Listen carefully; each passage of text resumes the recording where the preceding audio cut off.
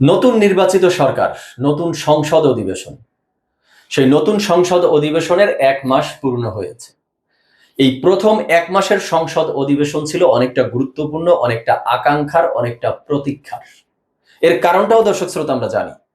Doctor ইউনূসের অন্তর্বর্তীকালীন সরকারের সময়ে যে ১৩৩ খানা অধ্যাদেশ জারি করে গেছিলেন, সেই অধ্যাদেশগুলো সংসদে বিল আকারে উত্থাপিত হবে কিনা, আইনে পরিণত হবে কিনা, নাকি বাতিল হয়ে যাবে, সেই জন্য যে আইনি সময় সংসদ অধিবেশনের প্রথম ৩০ দিনের মধ্যে হতে হবে। ৩০ দিনের মধ্যে না হলে এটি অটোমেশন প্রক্রিয়ায় স্বয়ংক্রিয়ভাবেই বাতিল হয়ে যাবে। তো সেই সংসদ অধিবেশনের ১ মাস তো পূর্ণ হয়ে গেল। তো এই অধ্যাদেশ আইন হিসাবে গ্রহণ করার বা বাতিল করার হিসাব নিকাশটা কোন পর্যায়ে আছে, কতগুলো আইনে পরিণত হলো আর কতগুলো অধ্যাদেশ বাতিল হয়ে গেল, সেই ইকুয়েশনটাই আজকে আমরা দেখার চেষ্টা করব। তো চলুন দর্শক শ্রোতা, ডিরেক্ট হিট দ্য পয়েন্টে। হিট দ্য পয়েন্ট নাম্বার 1-এ আসি, এই ইকুয়েশনটা বিস্তারিত দেখি। ১৩৩ খানা অধ্যাদেশের মধ্য থেকে ১১০ খানা অধ্যাদেশই গ্রহণ হয়েছে, আইনে পরিণত হয়েছে। বিশাল একটা সংখ্যা, বলা যায় প্রায় সবগুলোই আইনে পরিণত হয়ে গেছে। এই ১১০ খানার মধ্যে ৯৭ বা ৯৮টা অধ্যাদেশ হুবহু ডক্টর ইউনূস যেভাবে করেছেন সেভাবেই আইনে পরিণত হয়েছে, কোনো কাটছাট সংশোধন করা হয়নি। আর ১৩টি অধ্যাদেশে কিছুটা সংশোধনী এনে তারপরে আইনে পরিণত হয়েছে। এই হলো মোট ১১০টি অধ্যাদেশ আইনে রূপান্তরিত হয়েছে। তাহলে আর বাকি থাকে কতটি? ২৩টি। সেই ২৩টি বাতিল হয়ে গেছে। তাহলে এবার চলুন যে ১১০টি এত বড় একটা বিশাল লিস্টের অধ্যাদেশ আইনে পরিণত হলো, এর মধ্যে কি কি আছে এক পলকে কিছু যদি এর মধ্য থেকে আমরা একটু দেখে আসি। এর মধ্যে আছে জুলাই গণ অভ্যুত্থানের শহীদ পরিবার ও আহতদের ছাত্র নাগরিকদের কল্যাণ পুনর্বাসন বিল অধ্যাদেশ, নারায়ণগঞ্জ উন্নয়ন কর্তৃপক্ষ বিল, বরিশাল উন্নয়ন কর্তৃপক্ষ, ময়মনসিংহ উন্নয়ন কর্তৃপক্ষ, কুমিল্লা উন্নয়ন কর্তৃপক্ষ, রংপুর উন্নয়ন কর্তৃপক্ষ বিল, এইগুলো। এছাড়া রয়েছে আবগারি ও লবণ বিল, মূল্য সংযোজন ভ্যাট ট্যাক্স এই রিলেটেড বিল, বাংলাদেশ শিল্পকলা একাডেমি সংশোধন বিল, বনশিল্প উন্নয়ন কর্পোরেশন বিল, বন্যপ্রাণী সংরক্ষণ সুরক্ষা বিল, ঢাকা সেন্ট্রাল বিশ্ববিদ্যালয় বিল, মানে ঢাকা ৭ কলেজ নিয়ে যে একটা গ্যাঞ্জাম সবসময় লেগে থাকতো, সেই সেন্ট্রাল ইউনিভার্সিটি বিল, বিশ্ববিদ্যালয় আইন, সাইবার নিরাপত্তা আইন, বাংলাদেশ ব্যাংক সংশোধনী আইন, গ্রামীণ ব্যাংক সংশোধন বিল। মানে এই হলো সেই গ্রামীণ ব্যাংক সংশোধন বিল যেটা ডক্টর ইউনূস অন্যায় করে, অনিয়ম করে, বেআইনি ভাবে অনেক সুযোগ সুবিধা তিনি তার প্রতিষ্ঠান গ্রামীণ ব্যাংকের জন্য নিয়েছে, তাই নিয়ে একটা অধ্যাদেশ করে গেছিল, আর বিএনপি সরকার এসে এটাও কার্যকর করে দিয়েছে। এটি নিয়ে এর পূর্বে আমি আলোচনা করেছিলাম যে এই বিল কার্যকর করার মধ্য দিয়ে এই রাষ্ট্রের কি উপকার হলো, এই রাষ্ট্রের জনগণের কি উপকার হলো, আর বিএনপির সরকারেরই কি স্বার্থ উদ্ধার হলো, আমি এই হিসাবটা আসলে মিলিয়ে উঠতে পারিনি। তো দর্শক শ্রোতা, এবার আসি যে বাতিল হলো যে ২৩টি, তার মধ্যে কি কি আছে। এর মধ্যে আছে বিচার বিভাগের স্বাধীনতা রিলেটেড যে সুপ্রিম কোর্টের বিচারপতি নিয়োগ অধ্যাদেশ এবং সুপ্রিম কোর্টের জন্য স্বতন্ত্র সচিবালয় প্রতিষ্ঠার অধ্যাদেশ, এটি বাতিল হয়ে গেছে।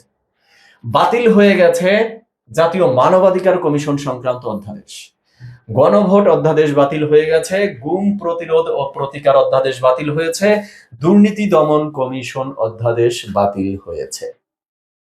তাহলে এবার দর্শক শ্রোতা আপনারা একটু বলুন তো যে পাল্লা কোনটা ভারী? আইনে পরিণত হয়েছে, অধ্যাদেশগুলো অ্যাকসেপ্ট হয়েছে, এই পাল্লাটা ভারী, নাকি বাতিল হয়ে গেছে সেই পাল্লাটা ভারী? যদি সংখ্যার দিক থেকে আমরা বিবেচনা করি তাহলে দেখতেছি ১১০টি গ্রহণ হয়েছে, এই পাল্লাটাই ভারী। কিন্তু যদি রাষ্ট্রের গুরুত্বপূর্ণ বিষয়গুলো একটু খেয়াল করি, যেখানে রয়েছে বিচার বিভাগের স্বাধীনতা, মানবাধিকার কমিশন, গুম প্রতিরোধ কমিশন, দুর্নীতি বিষয়ক কমিশন, এইগুলোই বাতিল হয়ে গেছে। তো এই গুরুত্বের দিক থেকে বিবেচনা করলে আমার মনে হয় বাতিল হওয়ার পাল্লাটাই ভারী হয়ে গেছে, আমার কাছে এমনটাই মনে হয়। এছাড়া আরো একটা মেজারমেন্ট করার বিষয় এখানে রয়েছে। ওই যে ২০০৭-৮-এর মঈনুদ্দিন ফখরুদ্দিনের তত্ত্বাবধায়ক সরকার, অন ইলেভেনের সরকার যাকে বলি আমরা, তারাও কিন্তু সেই সময়ে ১২২টির মতো অধ্যাদেশ করে গেছিলেন। পরবর্তীতে শেখ হাসিনার সরকার ক্ষমতায় এসে মাত্র ৫৪টা অধ্যাদেশ আইনে পরিণত করেছিল, বাকিগুলো বাতিল হয়ে গেছে। তাহলে ওই ৭-৮-এর মঈনুদ্দিন ফখরুদ্দিনের তত্ত্বাবধায়ক সরকার আর ২৪-২৫-এর ডক্টর ইউনূসের অন্তর্বর্তীকালীন সরকার, এদের মধ্যে যদি মেজারমেন্ট করি তাহলেও দেখা যাচ্ছে এই বছর ১১০টির মতো অধ্যাদেশ আইনে পরিণত হলো। এই পাল্লাটাই ভারী। এবার আসি দর্শক শ্রোতা, হিট দ্য পয়েন্ট নাম্বার 2। এই যে বিএনপির সরকার ১১০টির মতো অধ্যাদেশ আইনে পরিণত করলো, কাকে খুশি করতে? এগুলো দেশের জনগণকে না ডক্টর ইউনূসকে? কোনটা? যাক, যাকে খুশি করতে করেছে করুক, সমস্যা নেই। কিন্তু এই যে বাতিল করলো যে 23টি, তার মধ্যে যে গুরুত্বপূর্ণ বিষয়গুলো রইলো, এগুলো আইনে পরিণত করতে পারলো না কেন? তবে হ্যাঁ, এখানে আমার অবস্থানটা একটু ক্লিয়ার করে নেই। এই যে গণভোট অধ্যাদেশ যেটা, এইটা আইনে পরিণত হোক, এটা আমি ব্যক্তিগতভাবে শুরু থেকেই চাইনি। কেন চাইনি যদি সংক্ষেপে একটু বলি। গণভোট অধ্যাদেশকে আইনে পরিণত করে আমরা করব কি? এই অধ্যাদেশ দিয়ে কি আমরা ভবিষ্যতে আরো কোনো গণভোট করব? যদি গণভোট করার প্রয়োজন হয়, এখন তো আমাদের সংসদ আছে, সংসদ থেকে গণভোটের আয়োজন করা হবে। বা ভবিষ্যতে টুডে অর টুমোরো যদি রাষ্ট্রের কোনো ক্রিটিক্যাল মোমেন্ট আবারও তৈরি হয়, যে সংসদ থাকবে না, সংসদ ভেঙে যাবে, তাহলে সেই সময় নতুন করে অধ্যাদেশ করে গণভোট করা হবে। এই গণভোটকে আইন করে বাঁচিয়ে রাখার দরকারটা কি, প্রয়োজনটা কি? কোনো প্রয়োজন নেই। তাই আমি এটার বিপক্ষে, যে এটাকে আইনে পরিণত করার কোনো দরকার নেই। তবে এখানে আবার একটা গুরুত্বপূর্ণ প্রশ্ন সামনে আসে, যে এই গণভোট অধ্যাদেশ যদি বাতিল হয়ে যায়, তাহলে গণভোটটা বাতিল হয়ে যাবে না? বা গণভোট কি অবৈধ হয়ে যাবে না? এখানে কিন্তু একটা প্যাচ আছে। তো এই গণভোট তো ভাই শুরু থেকেই অবৈধ, এবং আমি শুরু থেকেই বলে এসেছি এই গণভোট টোটালটা বেআইনি এবং টোটালটা অবৈধ হয়েছে। আর ডক্টর ইউনূস আরো এটাকে অনেক বেআইনি করে ফেলেছে, রাষ্ট্রীয় অর্থ খরচ করে, রাষ্ট্রীয় প্রতিষ্ঠানগুলোকে ব্যবহার করে, প্রজাতন্ত্রের ব্যক্তিদেরকে ব্যবহার করে। এগুলো এর আগে অসংখ্যবার আমি আলোচনা করেছি। তো একটা বেআইনি গণভোট, তো সেই গণভোটকে বৈধতা দেওয়ার জন্য তো একটা গণভোট, এই যে অধ্যাদেশ, এই অধ্যাদেশটাও ছিল বেআইনি। তো এটাকে তো বাঁচিয়ে রাখার কোনো মানে নেই। তো সেখানে আর একটা প্রশ্ন এসে আবার দাঁড়ায়, যে গণভোট অধ্যাদেশ, গণভোট যদি এই অবস্থা হয়ে যায়, তাহলে জুলাই সনদের কি হবে? দেখুন, এই জুলাই সনদ নিয়ে গণভোটের আয়োজন করা, এই ঝামেলাটাই পাকিয়েছিল, পুরোটাই বেহুদা আমি মনে করি। জুলাই সনদের যে স্বাক্ষর অনুষ্ঠান হয়েছিল, যেখানে বেশিরভাগ রাজনৈতিক দল এসে নোট অফ ডিসেন্টে স্বাক্ষর করেছিল, নোট অফ ডিসেন্ট দিয়ে তাদের মতো করে তারা সংস্কার করবে, তাদের ভিন্ন মত রেখে, ওই পর্যন্তই সমাপ্ত রাখা উচিত ছিল। এরপরে যেই দল ক্ষমতায় আসতো, তারা তাদের নোট অফ ডিসেন্ট সহ ওই জুলাই সনদটা কার্যকর করে দিত, হিসাব কিন্তু সংক্ষেপ হয়ে যেত। কিন্তু সেটা না করে আলী রিয়াজ গঙ্গদের বুদ্ধি নিয়ে ডক্টর ইউনূস যেটা করলো, ১.৫ লাখ কোটি টাকা কিন্তু খরচ হয়েছে এই গণভোটে। এত খরচ করে একটা গণভোট করে জুলাই সনদটাকে আরো একটা অনিশ্চয়তার মধ্যে, জুলাই সনদটাকে আরো ঝামেলার মধ্যে, জটিলতার মধ্যে ফেলে দিয়ে গেছে। দরকার ছিল না। কারণ এখন কি হচ্ছে দেখুন তো, এই জুলাই সনদ বিএনপি বলতেছে আমরা অক্ষরে অক্ষরে পালন করব, তবে আমরা যেই জুলাই সনদে স্বাক্ষর করেছি, যেখানে আমাদের নোট অফ ডিসেন্ট বা ভিন্নমত ছিল, সেই ভিন্নমত সহ আমরা এটাকে কার্যকর করব। তাহলে এই গণভোটের প্রয়োজন কি ছিল?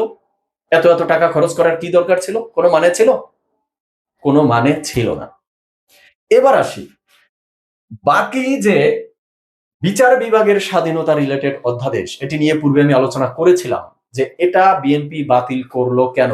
বিএনপি কি বিচার বিভাগের স্বাধীনতা চায় না? বিএনপি কি চায় বিচার বিভাগকে তার হাতের পুতুল নাটাই হিসাবে ব্যবহার করতে? প্রধান বিচারপতি সরকার তার মন মতো নিয়োগ করবে, অন্যান্য বিচারপতিদেরকে তার মন মতো নিয়োগ করবে, এরপরে বিচার বিভাগকে টোটালটা সরকার নিয়ন্ত্রণ করবে? এই বিএনপির সরকারই কিন্তু বিচার বিভাগের স্বাধীনতা নিয়ে অসংখ্যবার কথা বলেছে। বাংলাদেশের রাজনৈতিক দলগুলো বিচার বিভাগের স্বাধীনতা নিয়ে যত আওয়াজ তুলেছে, সেটাকে যদি আমরা একটু কম্পেয়ার করি, বিএনপি তার মধ্যে একদম টপ লেভেলে থাকবে। বেগম খালেদা জিয়া থেকে শুরু করে বিচার বিভাগের স্বাধীনতায় তারা অনড় ছিল। অথচ সেই বিএনপি এখন বিচার বিভাগের স্বাধীনতা রিলেটেড অধ্যাদেশটি বাতিল করে দিল। এরপরে মানবাধিকার কমিশন, গুম কমিশন, দুর্নীতি বিষয়ে, এই বিষয়ে বিএনপি এগুলো বাতিল করে দিল কেন? কারণ এই দুর্নীতির দায়ে বিএনপির বড় ধরনের কলঙ্ক আছে। তো বিএনপি তো বলেছিল, তারেক রহমান তো বলেছিল দুর্নীতির টুটি চেপে ধরবে। তো দুর্নীতির টুটি চেপে ধরলে দুর্নীতির বিষয়ক অধ্যাদেশটা বাতিল করে দিলেন কেন? মানে টুটি চেপে ধরবেন না দুর্নীতিতে যে রেকর্ড করেছেন রেকর্ড আরো করবেন, কোনটা? আর এই যে গুম খুন নিয়ে গুম খুন অধ্যাদেশটাকে বাতিল করলেন কেন? মানে আপনারাও কি এই গুম খুনের লাইনের দিকে হাঁটবেন এমন কিছু, এই জন্য এই পথ ক্লিয়ার করে রেখেছেন? তো এই বিষয়ে বিএনপির পক্ষ থেকে কি বলছে যদি আমরা একটু দেখার চেষ্টা করি। বলছে গুম, মানবাধিকার ও সুপ্রিম কোর্ট সচিবালয় অধ্যাদেশ নিয়ে সংশ্লিষ্টদের সঙ্গে কথা বলে আরো ভালো আইন করা হবে। এই তার মানে বিএনপি নিজের হাতে বিষয়টা রেখে দিয়েছে, তারা তাদের মতো করে এই আইন করবে বা সংস্কার করবে। ডক্টর ইউনূসের এই অধ্যাদেশগুলো তারা নিচ্ছে না, বিষয়টা তাই। তাহলে বিএনপি সরকার এটা কবে করবে? বিএনপি সরকারের করার যদি ইচ্ছাই থাকতো তাহলে এই অধ্যাদেশটা ধরেই তো করে ফেলতে পারতো। এই গুম খুন, মানবাধিকার কমিশন, বিচার বিভাগের স্বাধীনতা, এই অধ্যাদেশগুলো যদি গ্রহণ করতো বিএনপি, আইনে পরিণত করতো, বিএনপির কি খুব বেশি ক্ষতি হয়ে যেত? আর এই যে বলেছেন যে কিছু সংশোধন আলোচনার দরকার আছে, তো এই 1 মাসের মধ্যে করতেন। সংশোধন আলোচনা যা করার করে এই একই সাথে কার্যকর করে দিতেন, কিন্তু সেটা করলেন না। আপনারা এটা টোটালটাই আপনাদের হাতে রেখে দিলেন। তো হাতে রেখে দিয়ে কি করতে যাচ্ছেন সেটা আপনারাই হয়তোবা ভালো বলতে পারবেন। তো কনক্লুশনে এসে দর্শক শ্রোতা যেটা বলতে চাই, আমরা দেখেছিলাম জামাতের এক নেতা নির্বাচনী প্রচারণার সময় বলেছিল যে প্রশাসন আমাদের কথায় উঠবে, আমাদের কথায় বসবে, আমাদের কথায় মামলা নিবে, আমাদের কথায় গ্রেপ্তার করবে, আমাদের কথায় জামিন দিবে।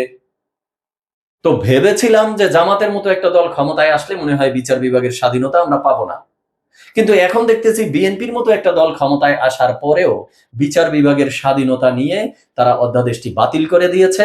গুম খুনের অধ্যাদেশ বাতিল করে দিয়েছে, দুর্নীতি বিষয়ক অধ্যাদেশ তারা বাতিল করে দিয়েছে, মানবাধিকার কমিশনের মতো গুরুত্বপূর্ণ অধ্যাদেশ তারা বাতিল করে দিয়েছে, এবং বলছে এগুলো নিয়ে আরো ভালো আইন তারা তৈরি করবে। এবং বলছে অন্তর্বর্তী সরকারের তড়িঘড়ি করে জারি করা কিছু অধ্যাদেশ নিয়ে বিরোধী দল রাজনীতি করে যাচ্ছে। তো ডক্টর ইউনূস তড়িঘড়ি করে অধ্যাদেশ করেছে, তাই বিএনপি সরকার এগুলোকে সংশোধন করে সময় লাগবে নতুন ভাবে আনবেন। তাহলে ওই যে ডক্টর ইউনূসের 110টি অধ্যাদেশ আপনারা তড়িঘড়ি করে আইনে পরিণত করে দিলেন, যার মধ্যে ডক্টর ইউনূসের গ্রামীণ ব্যাংকের অধ্যাদেশও রয়েছে। তো সেগুলো ভালো লেগেছে, মানে সেগুলোকে সংশোধন করার প্রয়োজনীয়তা বিএনপি সরকার আপনাদের মনে হয়নি? তো দর্শক শ্রোতা, আজকে এই পর্যন্তই। আপনারা মতামত দিবেন যে বিএনপির সরকারের হাত ধরে এই যে বলছে তারা এই সম্পর্কিত আরো ভালো ভালো আইন তৈরি করবে, উন্নত আইন তৈরি করবে, সেটার সম্ভাবনা কতটুকু? সবাই ভালো থাকবেন, সুস্থ থাকবেন। ধন্যবাদ সবাইকে।